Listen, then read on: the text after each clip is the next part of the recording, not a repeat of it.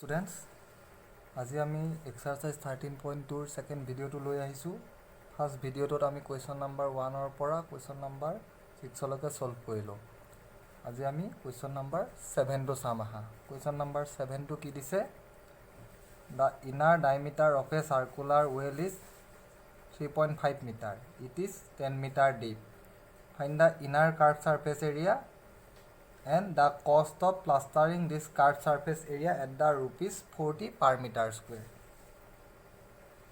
Diameter, inner diameter d2 3.5 by 2 meter. Therefore radius kiman hobo 3.5 by 2. Etu directly divide na jay kare enekwa ke thoi dia pisot calculation to hobo hobo. So deep mane height h2 tumar hobo 10 meter. Therefore एक number CSA मैं short के लिखिছো curve surface area की আছে 2 pi r h 2 into 22 by 7 r or value 3.5 by 2 और h to 10 so এটো easy হৈ গল 2 to cancel গল 7 এদি 0.5 হ'ব এটা এটো মাল্টিপ্লাই কৰিলে 10 5 যা 50 50 মানে হ'ব 5 to 22 so kiman hobo 110 meter square eto hoise curved surface area inner curved surface area of the circular well. Next ami sum cost of plastering this curved surface at the rate of rupees 40 per meter square. Cost to kiman hobo cost of 1 meter square rupees 40. Therefore cost of 110 meter square kiman hobo 40 into 110 so etu mukhote multiply hoy 11 into 4 kiman 44 keta zero bad dise duta zero so 40 400 buji paisa ekdom easy question. Next ami sao aha question number 8.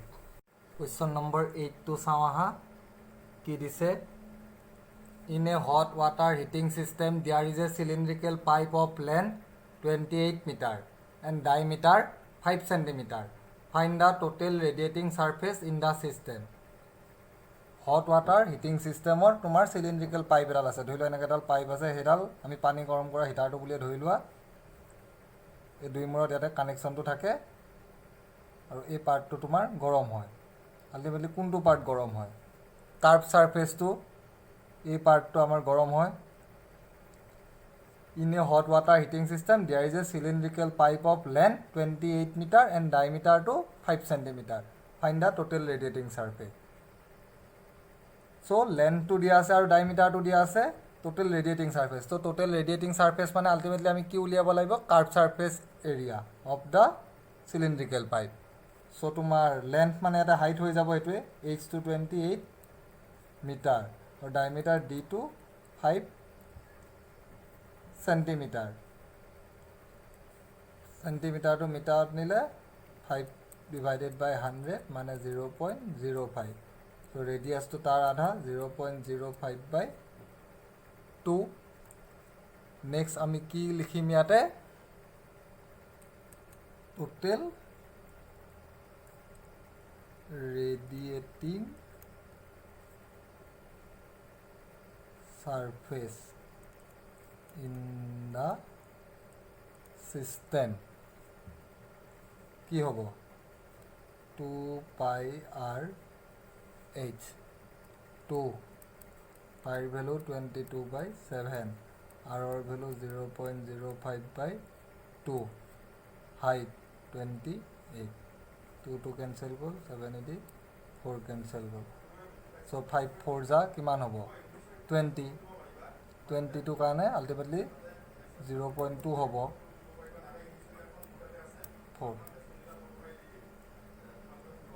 4.4 কি হ'ব আমি গুটেটো মিটাৰত কৰি আছো এটো metre so এটো metre square so total radiating surface in the system 4.4 meter square বস্তুটো বুজি লব লাগিব যে হিটিং ওয়াটার এই দুটা পাওয়ার পয়েন্টত তোমাৰ কানেকশনটো থাকে so এইফালে দি তোমাৰ হিট নহয় হিট হয় তোমাৰ curved surface to so curved surface to area to uliai dile hol thik ase question number 9 চাওঁ আহা কি দিছে find the lateral or curved surface area of a closed cylindrical petrol storage tank that is 4.2 meter in diameter and 4.5 meter in height.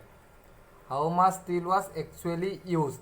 If 1/12 of the steel actually used was wasted in making the tank. Lateral or curved surface area সুধিছে simple diameter to দিয়া আছে 4.2 meter height to দিয়া আছে 4.5 meter.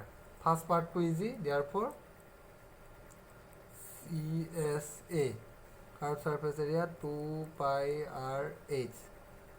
So 2 into 22/7 r or value tumar d2 4.2 hole r or value 4.2 divided by 2. So r or value 4.2 divided by 2, height to 4.5. 2 to cancel goal, 2 6 cancel goal. So 22 into 6 13.2. Next আমি কি কৰিম 4.5.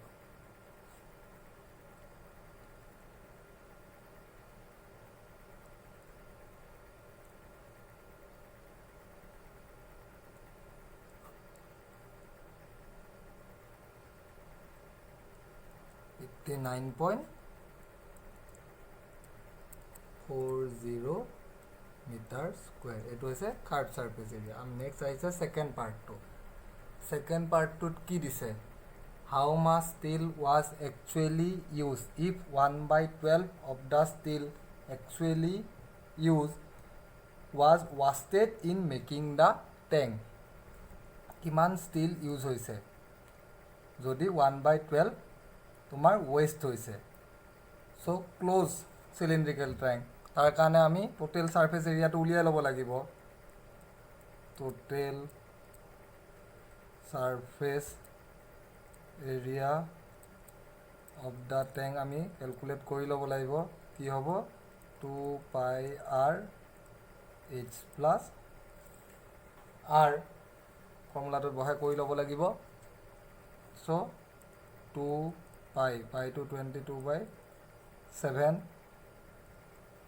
r or value এটা direct বহাই দিয়া 4.2/2 ইয়াত h or value 4.5 r or value যদি মই divide কৰি বহাও কিমান হ'ব 2.1 so 2 into 22/7 4.2/2 এটা হলে 6.6 2 cancel goal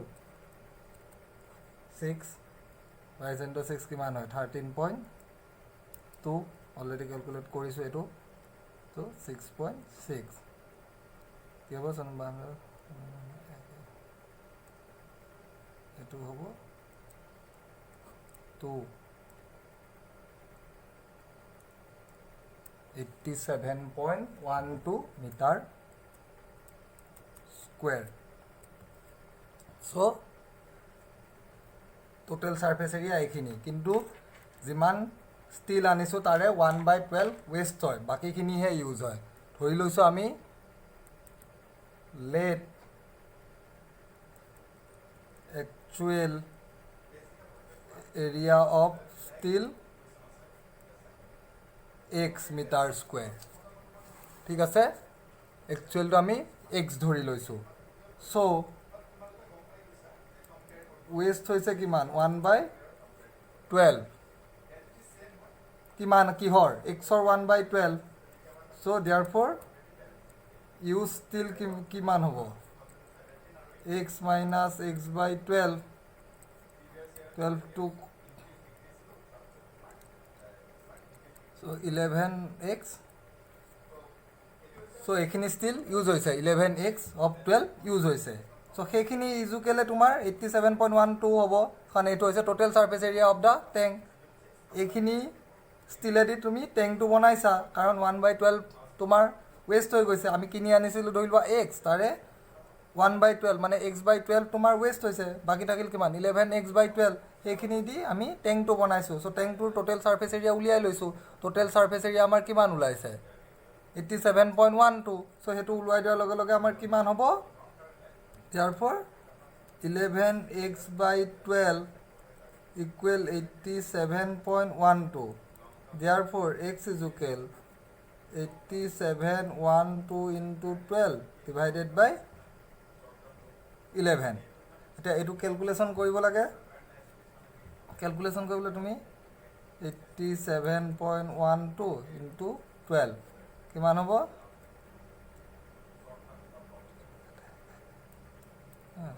2178 4 হ'ব 4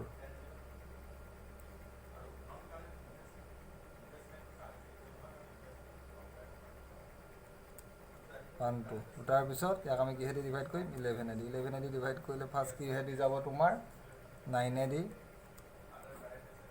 5 5 4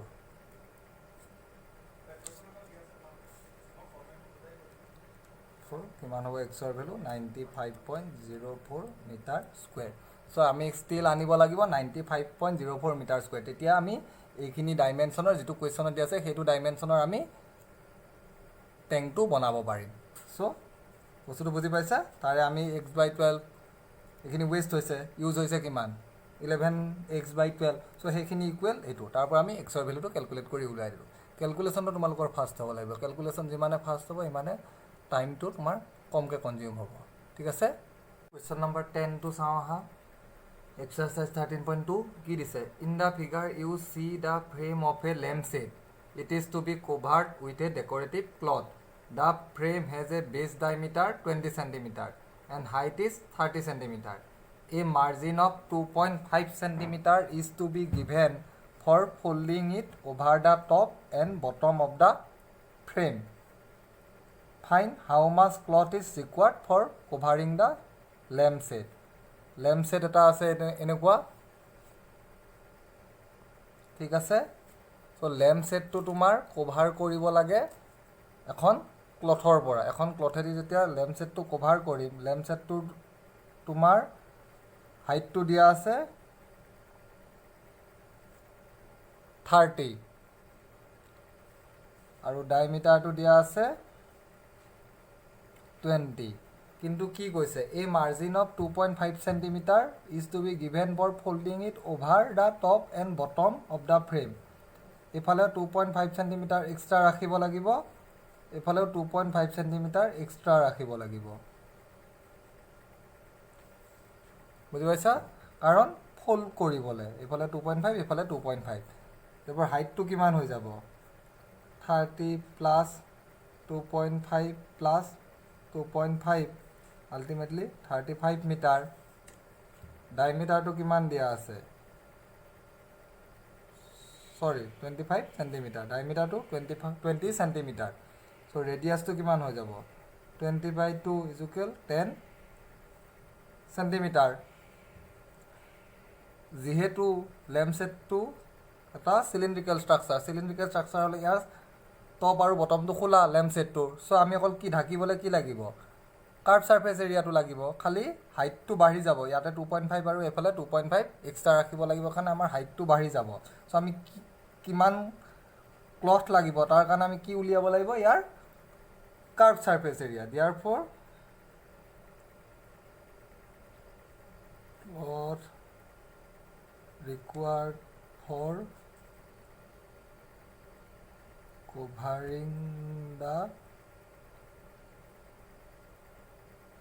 lamp set কি হ'ব 2πr/h। so 2 into 22/7 r value হৈছে 10 আৰু h ভেলু হৈছে 35। 5 পেটি কেঞ্চেল গ'ল 44 10 5 যা 50 20 200 cm²। একদম সহজ কুৱেশ্যন।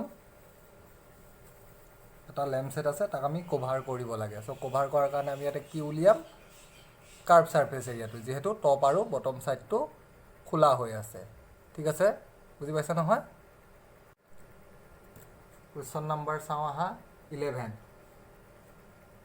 কুৱেশ্যনটোত কি দিছে? দ্য ষ্টুডেণ্টছ অফ এ বিদ্যালয় were asked to participate in a competition for making and decorating pen holders in the shape of a cylinder with a base using cardboard.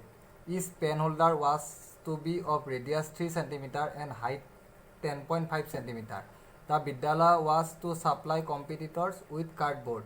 If there were 35 competitors, how much cardboard was required to be bought for the competitor? এখন বিদ্যালয়ত competition হ'ব PAN holder বনাবলৈ। এইটো ধৰি লোৱা PAN holder, মই just ড্ৰয়িংটো দেখাই দিছোঁ। এনেকুৱা পেন হোল্ডাৰৰ তোমাৰ ৰেডিয়াছটো দিয়া আছে 3 cm।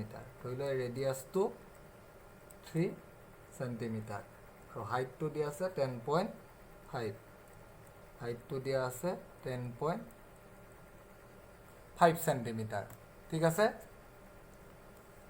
এনেকুৱা পেন হোল্ডাৰ কিমানজনে বনাব লাগিব? 35 জনে। চ' এটাৰ এৰিয়া উলিয়াই তাৰ 35 তাক মাল্টিপ্লাই কৰিব লাগিব। চ' তোমাৰ আৰটো দিয়া আছে 3 cm, হাইটটো দিয়া আছে 10.5 cm। So therefore cardboard required for one pen holder। Pen হোল্ডাৰৰ এটা বেছ থাকিব, ওপৰটো অপেন থাকিব আৰু কাৰ্ভ ছাৰ্ফেচ এৰিয়াটো থাকিব। চ' কাৰ্ভ ছাৰ্ফেচ এৰিয়া কিমান? 2πr/h আৰু তলৰখন এটা স্কুৱেৰ, বেছটো এটা স্কুৱেৰ হ'ব। তো স্কুৱেৰটো কিমান হৈ যাব? πr square. ইয়াৰ পৰা কি কমন যাব? এইবাৰ πr কমন যাব, কি থাকিব? 2h plus r। এতিয়া যদি মই ভেলুকেইটা বহাই দিম, পাই 22/7, আৰৰ ভেলু 3, 2 × 10.5, আৰৰ ভেলু 3, 22/7, 3, এইটো কিমান হ'ব? 21 প্লাছ 3। চ' 22/7 × 3 × 24। এইটো হৈছে cardboard required for 1 pen holder. এইটো চেণ্টিমিটাৰ স্কুৱেৰ। এনেকৈ ৰাখি থৈ দিয়া। Therefore total cardboard required. So' 35 জনৰ কাৰণে আছে। তো 35 এতিয়া আমাৰ কি হ'ব? মাল্টিপ্লাই হ'ব। তো 35 মাল্টিপ্লাই 22/7, 3 × 24 × 35। তো 7 এদি 35 কেঞ্চেল কৰিলে হ'ল। সেইকাৰণে ইয়াত মই এইটো মাল্টিপ্লাইটো কমপ্লিট কৰা নাই। ইয়াতে কেলকুলেশ্যনটো সহজ হৈ গ'ল। কি হ'ল? 5 × 54, 5 × 15, 15, 24, 0, 6, 360 হৈ গ'ল। তাৰ লগত আমি কি মাল্টিপ্লাই কৰিম? 22